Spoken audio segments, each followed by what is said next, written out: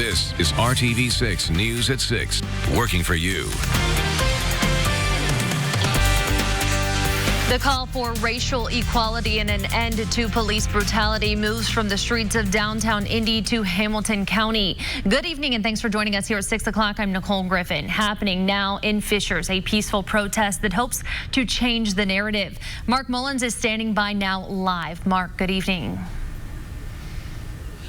Good evening to you, Nicole. We're here at the Municipal Complex in Fishers, which serves as the start and finish line for today's protest and march. And as you can see, there are still a few protesters here and police on scene. Quite a different scene here in Fishers than we saw in Indianapolis. No tall skyscrapers, no boarded up businesses, and no large crowds. But yet the message here is still the same, and that is to put an end to police brutality and to call for justice for the men and women of color who were killed while in police custody. Now, today's protest began with a moment of silence, as we'll show you here in this video, and a speech by the young organizer who we had a chance to speak with. From here, the protesters marched alongside police up Commercial Drive and across 116th Street, one of the main thoroughfares in Fishers. The goal here was to open up a dialogue between protesters and police officers and ranking police officers, asking questions on either side about what we want to see done. The organizer of today's Change the Narrative protest says this is all about bringing the message into some of the surrounding communities and suburbs, just in case that message has not been heard yet. These communities like Fishers and Carmel and Zionsville, where they're sitting back in the comfort of their homes and it kind of just goes over their head. So if we come here and show them here as well, not just downtown Indy, it just helps spread the word even more. Of course, today's protest did go along city streets. It did seek to disrupt the normalcy of a Sunday evening, and there were folks that honked their horns and were in solidarity. We did see a mixed crowd here as well. There was a message before the protest started, and that is that they would not put up with any kind of violence or inappropriate behavior, and reminded other protesters that if they saw that kind of behavior, to stop and call out that other protester and say that is not needed. Tonight at 11, we will hear from the police about their questions and their answers for protesters. For now, live in Fishers, working for you, Mark Mullins, RTV6. Mark, thank you. And Fishers is not the only community outside of Indianapolis holding events today. In Noblesville, hundreds came together for a peaceful protest for Black lives at Federal Hill Commons. Organizers of this event are sending the message that they stand together as a community in solidarity, and they too are pushing for a stop to racial violence in America. Noblesville wants the rest of the state and country to know they see them, hear them, and love them. Reverend Mindy Mays with Bethel AME Church in Noblesville told the crowd today her spirit is hurting and she is in pain after seeing George Floyd killed at the hands of officers. She asked the question today, how many times do I have to shout, I can't breathe? Even here, close to Indianapolis, we've experienced the killing of Drayshawn Reed, killed after being in a high-speed chase. Just because you are in a high-speed chase does not mean you have to die. As a Black woman, I'm scared that I will get the call that my brothers, or that my nephews, or that my cousins, my godson, or some member of my family, possibly me, will have an encounter with the police and it won't end well. But I have hope. Reverend Mays went on to say she has hope because people are speaking out against the things they know are wrong. She says there is power when we work together as Americans, as a melting pot of people, and we can come together to start to understand each other. She says maybe one day we will move to a place of equality.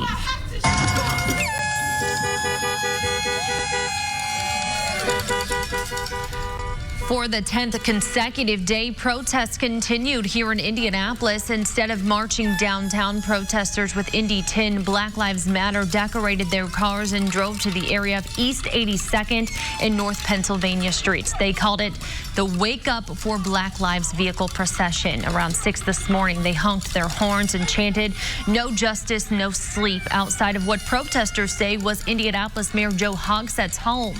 Indy 10 Black Lives Matter says they do not have a protest planned for tonight, but they do have a list of demands they want Mayor Hogsett to meet, and that includes releasing the names of the officers involved in John Reed's case. If people want to continue demonstrating late into the night, they can do so without fear of breaking a curfew. This morning, Mayor Hogsett posted a message on Twitter saying, right now, there are no plans for additional curfew restrictions. He also praised those who took part in yesterday's downtown protest, calling the turnout record-breaking. And he also thanked law enforcement for keeping large crowds safe. Aside from protesting, we're seeing many people speak out through art in support of the Black Lives Matter movement. RTV6's Stephanie Wade is downtown on a street that is filled with artwork. Stephanie. Nicole, walking along downtown's popular Massachusetts Avenue, you can't get far without seeing some paintings, some artwork, some words in support of Black Lives Matter. And the case is true here just in front of me. We have local artists Elijah and Gentry painting this mural here. They're partnering with the Grand Union Tattoo. Guys, tell me what you're painting here. So we're painting a sunflower in adoration for our movement. All right, so it's Black Lives Matter.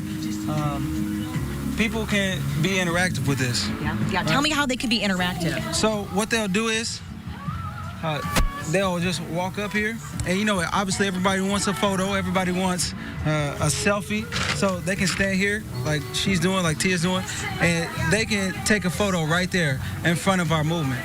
And stand. And stand, yeah. They're going to take a stand here. That's exactly what this means. And they're standing with us. Yeah. And Gentry, tell me, when people are walking by, what do you want them to think? What do you want them to feel? I want them to feel a sense of unity, that they're not alone, that together we can spark change. We can create the world that creates equality for everyone. Thank you so much. And Nicole, like I said, this is just one of many Black Lives Matter powerful artwork pieces here along Massachusetts Avenue. We're seeing these artists partnering with the businesses who are trying to bring the community together, stand in solidarity. And as one artist told me, art won't be able to bring everyone together and solve every problem, but it's a start. Reporting live downtown, Stephanie Wade, RTV6. Good to see down there on Mass Ave. Thank you so much, Stephanie. Now we do want to get to the very latest on the COVID-19 pandemic and the toll it's taking on Hoosier lives. According to the State Department of Health, 2,121 people in Indiana have died from the virus. 11 of the newly reported deaths happened between May 18th and yesterday. More than 304,000 people have been tested. Just over 12% have tested positive. And the community is working together to help some of our most vulnerable neighbors hit hard by the pandemic. Today, several health and advocacy groups hosted an event outside of Wheeler Mission in downtown Indianapolis to support men, women, and families experiencing homelessness. They collected free clothes, personal hygiene kits, face coverings, books, and even more. Organizers say we as a community have a responsibility to help each other, especially during this difficult time. When you see someone that's walking around homeless that needs help and support, it's time for us not to turn a blind eye and a deaf ear toward their cause. It's time for us to say, hey, what can I do to support someone who happens to be in need at that particular moment? And as we see that the COVID virus can make anybody unemployed overnight. Participants also received referrals to healthcare services. Coming up, we'll take you to more protests around the world and share the actions and accountability demonstrators are now demanding. Kyle. And Tropical Storm Cristobal is very near the Louisiana coast and making landfall this evening. Much more on the impacts it will bring to our weather. You're watching RTV6 News at 6.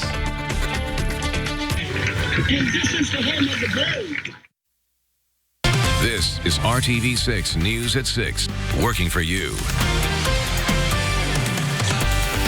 Today, protests continue across the country and the world nearly 2 weeks after George Floyd died in Minneapolis while being arrested by police. ABC's Megan Tevrizian is in San Diego now with the very latest. Today, protesters gaining traction and growing across the country and the world. In London, thousands of people demonstrating outside the U.S. Embassy. In Bristol, England, protesters dragging the statue of a slave trader through the streets, throwing it into the river. The demonstrations reaching Spain, Italy, even Australia. You know, and that's the best thing we can do is unite. At the end of the day, we're all fighting for the same thing. And here at home in the city where George Floyd died, calls for drastic change. The city's mayor, Jacob Fry, booed after refusing a protester's demand to abolish the city's police department. And in Washington, one of the largest crowds yet in that city, a sea of protesters marching toward the White House. Whose street? Our street. Whose land? Our land. Overnight, protesters adding the words "defund the police" to a mural that was originally commissioned by the Department of Public Works to read "Black Lives Matter." This morning, D.C.'s mayor questioned about whether the city will remove it. Well, it's not a part of the mural, and we certainly encourage expression, but we are using the city streets for city art. No! Overnight, a Virginia police officer arrested and charged with assault after this violent takedown of a black man caught on police body camera. The white officer firing his stun gun at the man as he walked away. The officer then using the stun gun again while pinning the man to the ground. We can all agree that the footage of this incident is unsettling. I want our community to know that we are pursuing charges that are in line with current law. Tomorrow, former police officer Derek Chauvin, who held George Floyd to the ground with his knee, will make his first court appearance. He's facing second-degree murder and second-degree aggravated assault charges. Tomorrow in Houston, people will gather to say goodbye to George Floyd with the memorial service and then a private burial on Tuesday. Megan Tevrizian, ABC News, San Diego. Our Sunday has been filled with sunshine, and you still see blue skies over the Circle City this evening. Our temperature has been warm but comfortable because of that lower humidity. We're at 83 degrees. So far, our high temperature for the day, a little warmer for you in Bloomington at 86. It's 84 in Muncie and Greenwood. There's that east breeze around 10 miles per hour that's keeping that humidity in check for us, and it will do so for one more day tomorrow. But if you're going to be out there this evening, maybe grilling out, great evening for that as well. Temperatures still around 80 degrees here at 8 o'clock. We'll dip down into the middle 70s by 10, and that sun will set here a little after 9 o'clock tonight. Temperatures this morning started off around 60 degrees. We'll be right in that same ballpark as we go into your Monday. 59 degrees in Noblesville, 61 in Columbus, and 60 in Lafayette. Again, a day filled with sunshine for one more day before things do start to change pretty drastically for us on Tuesday. But we'll take our Monday here with the sunny skies. Temperatures already 80 degrees at noon. We'll get well into the 80s as the afternoon goes along, as those winds kick up a little bit, about 10 to 15 miles per hour, and they will turn out of the southeast, sending high temperatures in a few spots to around 90 degrees. 90 for your high in Columbus and Terre Haute, 89 in Indy, and 88 for your Monday afternoon in the Richmond area. Here's a look at satellite and radar, and we talked about this tropical system very near landfall here along the coast of New Orleans and the Louisiana area, but you can see how far this stretches as it interacts with the weather system to the southeast. It's over 600 miles to the east. So even though the actual low track is going to be to our west here through portions of Missouri and Illinois, we're still going to feel those impacts as we get into Tuesday and Wednesday. Primarily rising humidity, wind, and rain chances. We'll have those steady winds, 10 to 25 miles per hour. Could have some 35 to 40 mile per hour gusts throughout Tuesday afternoon and into Wednesday, and possibly a couple of strong or severe storms. There is a marginal risk across central Indiana. That's primarily for an isolated tornado threat here throughout the day on Tuesday. There's a look at TrueCast as we go into the second half of our Tuesday. The rain chances increasing, and we may see a few more of those showers going into our Wednesday, but I don't think we're going to have heavy rainfall across the area. 7-day planning forecast. Once that system clears out of here, it does dry out once again heading into next weekend with high temperatures in the upper 70s to around 80. I'm Dave First. His story touched race fans everywhere, and now John Andretti's legacy is being told in a whole new way. How you can read all about it. Coming up in the Sports Extra Spotlight. RTV6, sponsored by Citizens Energy Group. As racing returns around the United States, one author is taking a moment to look back. John Andretti lost his battle with cancer last January, but his legacy is on display in a brand new way. How you can read all about it. Sports director Dave First with this Sports Extra Spotlight. Great to us. It was a life and career made for TV. John Andretti was on it a lot, and now his story comes in a whole new way. I was talking with a friend, and we got to talking about John, and the idea just kind of popped up. Wow, it would be great to do a book with John. Absolutely. And writer Jade Gerst doing just that, entitled Racer, capturing the many aspects to John's career. I don't know that the current generation really understands the diversity that John had when it came to racing a car. The book is great about showing that diversity and him actually detailing kind of some of the differences between all of those. Including his most successful time in NASCAR and a win for Richard Petty in 1999. He talks about that with great reverence. Like, I think at that moment, he appreciated and understood what it meant for Richard and his team, who hadn't seen victory lane in a lot of years. Ultimately, the book touches on his 2017 colon cancer diagnosis and the still ongoing Check It for Andretti campaign. His goal coming out of the initial diagnosis was, I want to help other people to make sure they are not in my shoes. The single thread through the book is family, friends, and helping others. That's always a thread underneath even the funniest racing stories. And that includes the 23 years of his race for Riley, the annual karting event, which raised nearly $5 million. John opening up in a series of interviews about the good times and the bad. There were days when I got there that he clearly did not feel good, did not have much energy. Mm-hmm.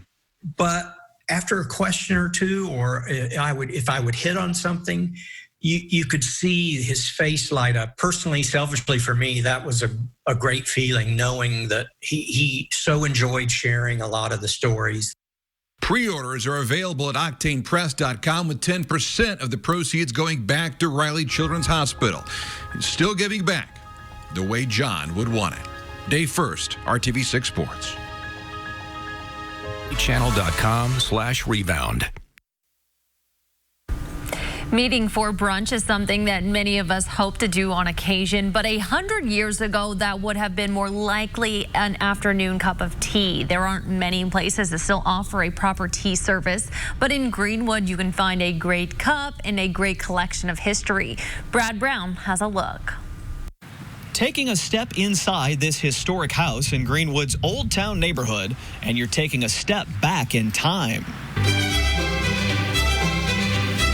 Remember the old days when you had the intimate events, when you had the china and the fancy tables, and we like to get dressed up. We like to go out and be treated nice and eat out of a fancy plate or a cup. Cheryl Lutz-Domi has been welcoming guests into the Sassafras Tea Room for more than 10 years.